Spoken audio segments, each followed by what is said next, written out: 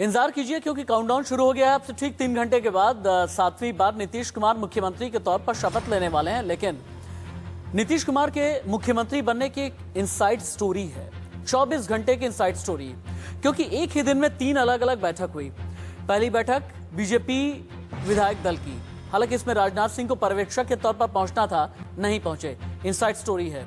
उसके बाद जेडीयू विधायक दल की बैठक हुई, उसके बाद फिर एनडीए विधायक दल की बैठक हुई। हुआ क्या कि राजनाथ सिंह को पहुंचना था बीजेपी विधायक दल की बैठक में, लेकिन राजनाथ सिंह एयरपोर्ट से सीधे स्टेट गेस्ट हाउस चले गए। उसके बाद एनडीए विधायक दल की बैठक में चले गए, क्योंकि राजनाथ सिंह उन के सामने वो विधायक आने वाले थे जो ये कहने वाले थे कि सुशील मोदी को भी लेकर के रायशुमारी कीजिए ना। और कई विधायक ऐसे भी आने वाले थे जो ये कहते कि 74 सीटें जीती हैं, बिग ब्रदर बन गए हैं, तो क्यों ना मुख्यमंत्री होना चाहिए भारतीय जनता पार्टी का। लेकिन नीतीश कैसे बने गेम चेंजर, 24 घंटे के अंदर कितनी बाजियां पलटी हैं, कितनी बदली हैं, रिपोर्ट देखिए।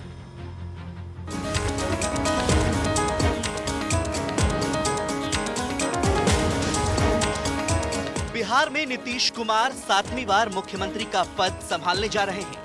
विधायक दल का नेता चुने जाने के बाद नीतीश कुमार ने राज्यपाल फागू चौहान से मुलाकात की और सरकार बनाने का दावा पेश किया।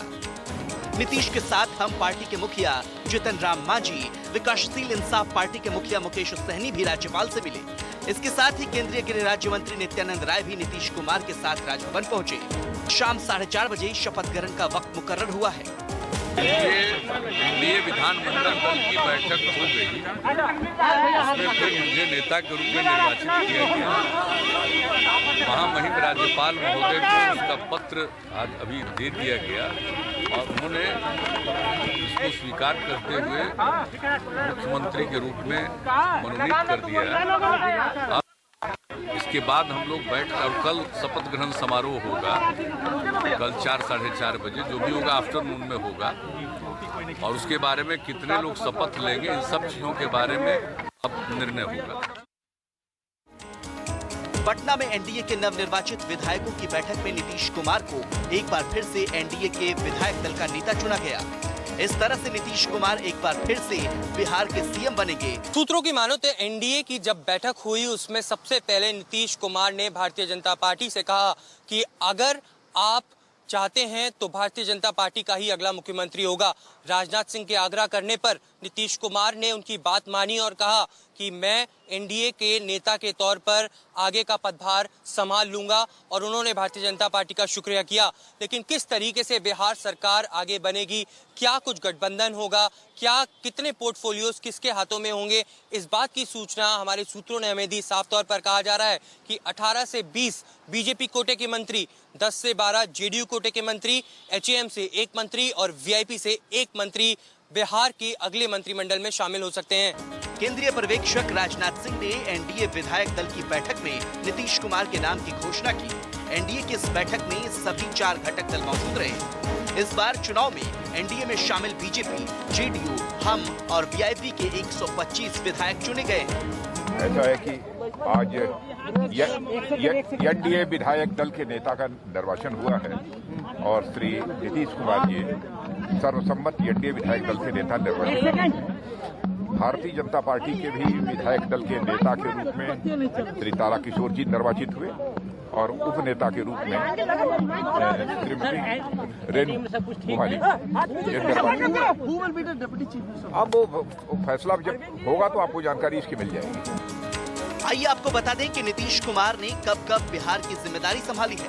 नीतीश कुमार पहली बार 3 मार्च 2020 को मुख्यमंत्री बने, जबकि दूसरी बार 24 नवंबर 2005 को सीएम पद की शपथ ली। इसके बाद 26 नवंबर 2010 को नीतीश कुमार तीसरी बार बिहार के मुख्यमंत्री बने।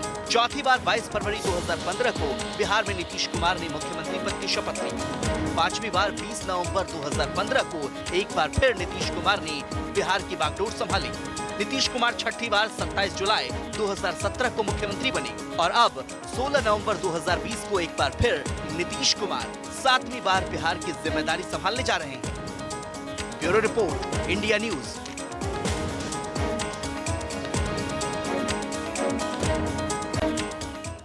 भारतीय जनता पार्टी के वरिष्ठ नेता राजनाथ सिंह समेत तमाम बड़े आला कमान नेता पटना पहुंचे और सीधे सीएम आवास पर पहुंचे और उन्होंने फैसला किया कि एनडीए की बैठक में नीतीश कुमार ही अगले मुख्यमंत्री होंगे।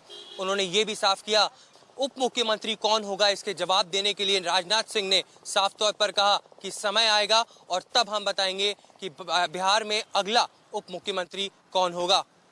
कैमरा पर्सन अविनाश के साथ ऐश्वर्य जैन, इंडिया न्यूज पटना। बिहार के नालंदा में एक गांव है, नाम है कल्याण बीघा, जो कि नीतीश का गांव है। वहां पर होली दिवाली एक साथ मनाई जा रही है। तस्वीरें देखें आप, 7वीं बार मुख्यमंत्री बनने पर खुशी मना रहे हैं लोग। ढोल की थाप पर लोग थिरक रहे हैं, खुशी में लोगों ने आतिशबाजियां की हैं। ये तस्वीरें देखें आप, ये नीतीश कुमार के गांव की तस्वीरें हैं। लोकेशन बैंड में लगाया जाए नीतीश के गांव लाइव, लोकेशन बैंड में ये इंफॉर्मेशन तुरंत ही देना चाहिए। लोग किस तरह से होली मना रहे हैं, दिवाली मना रहे हैं, रंग लगा रहे हैं, ढोल नगाड़े ताशे बजाए जा रहे हैं, ढोलक की पर थाप दी जा रही है, क्योंकि 7वीं बार इसी गांव के नीतीश बाबू मुख्यमंत्री बनने जा रहे हैं।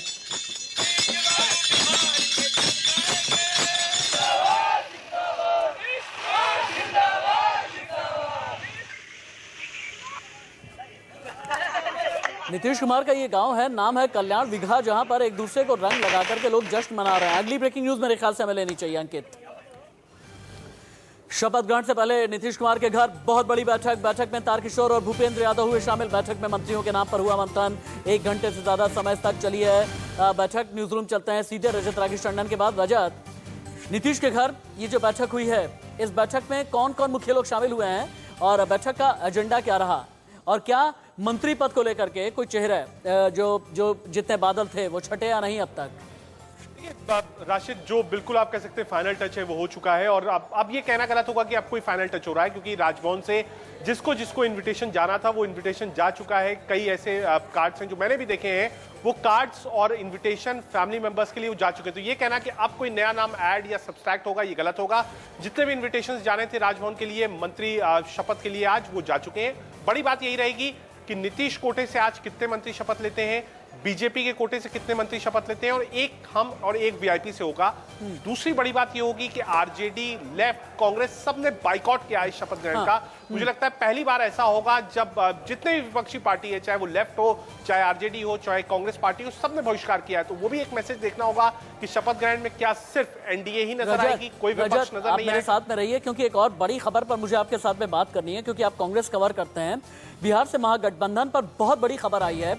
आरजेडी नेता का कांग्रेस की टॉप लीडरशिप पर निशाना साधा गया है। शिवानंद तिवारी की तरफ से राहुल गांधी पर शिवानंद तिवारी ने बहुत बड़ा हमला किया है।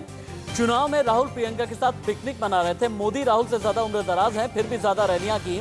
महागठबंधन में मतभेद उभर करके सड़क तक आ गए हैं। शिवानंद तिवारी ने कहा, कांग्रेस 70 सीटों पर लड़ी, लेकिन राहुल बाबू ने 70 रैलियां भी नहीं की।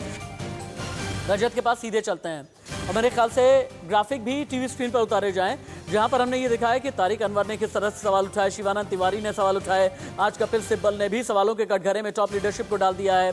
और कांग्रेस को क्या ये कहा जाए रजत, बिहार में चुनावी हार के बाद कांग्रेस को अपनों का ही कांटा लगा है, और क्या ये माना जाए कि हर कोई ये साबित करने पर अब लगा हुआ है कि अगर कांग्रेस और महागठबंधन का या तेजस्वी का भी किसी ने बंटाधार किया है तो राहुल गांधी ने? देखिए, लगातार ये है, राहुल गांधी का अपना एक पक्ष है, वो पार्टी के अध्यक्ष नहीं है। उनसे जितनी रैलीज कही गई उन्होंने करी। टिकट डिस्ट्रीब्यूशंस को लेकर राहुल गांधी का कोई इंटरफेरेंस नहीं था। आप 70 के 70 उठा के देख लीजिए, राहुल गांधी के कोटे से शायद ही 2-3 लोग थे जिनको टिकट मिला।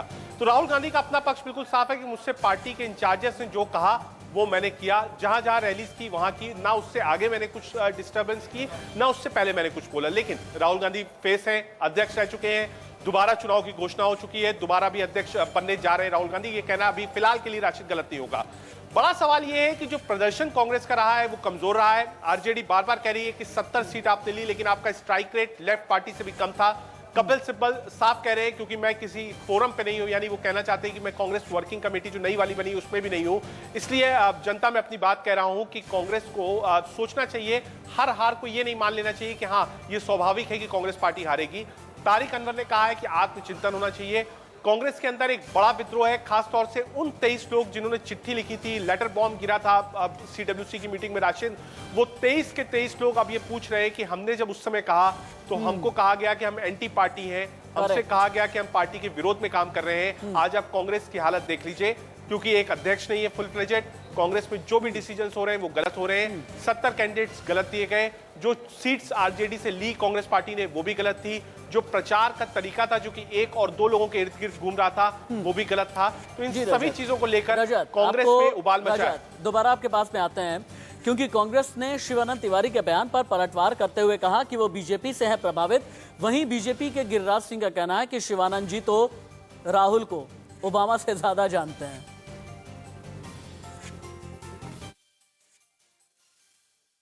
आरजेडी के कोई अधिकृत व्यक्ति नहीं है, वो आरजेडी में है लेकिन उनकी मिली भगत भाजपा जदयू से। भला कोई आरजेडी का आदमी बीजेपी की भाषा बोल पर कांग्रेस और राहुल जी पर इस तरह के आधारहीन बातें को रखेगा? आरजेडी लीडरशिप से हमें अपेक्षा है कि वो तत्काल शिवानंद तिवारी पर कार्रवाई करेंगे, क्योंकि जिस भाषा का उन्होंने प्रयोग किया है यह भाषा तो गिरिराज सिंह जैसे लोग बोलते हैं कांग्रेस के बारे में, राहुल जी के बारे में। और इनको ये समझ में नहीं आता है कि लड़ना बीजेपी और जदयू से है। कभी इनका बयान नीतीश कुमार या बीजेपी के खिलाफ मैंने नहीं देखा है। ये जब भी बोलते हैं कांग्रेस के खिलाफ बोलते हैं। के शिवानंद जी एक वरिष्ठ नेता हैं आरजेडी के। उनको लग रहा है कि उन्होंने जो तेजस्वी को ताज पहनाने का सपना देखा था वो चकनाचूर हो गया। लेकिन उनको समझना चाहिए कि बराक ओबामा ने एक टिप्पणी की उनके राहुल गांधी के ज्ञान पर, और शिवानंद जी लगता है उनसे ज्यादा ज्ञान अर्जित कर लिए कि ये पॉलिटिकल टूरिज्म करते हैं, ये राजनीति नहीं करते। और आज महागठबंधन को ये पहले सोचना चाहिए था, बाद में क्यों? जब चिड़िया चुग गई खेत तो अब पछतात क्या हो। अभी की एक और बड़ी खबर आ रही है। नीतीश के शपथ समारोह का बॉयकॉट करेगी आरजेडी। एनडीए के विरुद्ध है बदलाव का जनादेश। आरजेडी की तरफ से कहा गया है जनादेश को शासनादेश से बदल दिया गया। यह भी आरजेडी ने बोला। एनडीए के फर्जीवाड़े से जनता आक्रोशित है। हम बिहार की जनता के साथ हैं और इसीलिए शपथ ग्रहण समारोह का हम करेंगे बॉयकॉट। लेकिन नीतीश कुमार की यह 7वीं शपथ है। लेकिन नीतीश के बारे में एक बात कही जाती है कि उन्हें बहुत अच्छे से ये पता है बिहार के सियासी शतरंज पर ढाई चाल कब चलनी है और ढाई चाल चल करके कब विरोधियों को दे देनी है मात, और उसमें कब किसे किस तरीके से इस्तेमाल करना है। अब ये बिहार के सियासी शतरंज में यही हम आपको दिखाने की कोशिश कर रहे हैं। नीतीश कुमार हैं जिन्हें घोड़े वाली ढाई चाल चलनी आती है। जीतन राम मांझी हैं जो कभी सीधे नहीं चलते बल्कि आड़ा या तिरछा उनकी यही चाल होती है। नीतीश बहुत अच्छे से जानते हैं कि अगर आने वाले दिनों में भारतीय जनता पार्टी ने बहुत आर्म ट्विस्टिंग करने की कोशिश की, अगर बीजेपी ने रिमोट कंट्रोल दिल्ली से चलाया बिहार की सरकार का, तो ऐसे में जीतन राम मांझी को साथ में ले लेंगे।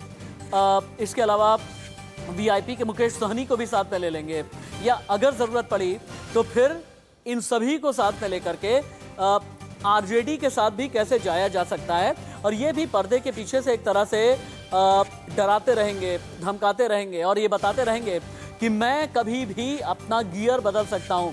और जब गियर बदला जाता है वहीं पर शतरंज की बिसात होती है, और इसी शतरंज की बिसात पर आपको तेजस्वी यादव भी नजर आ रहे हैं।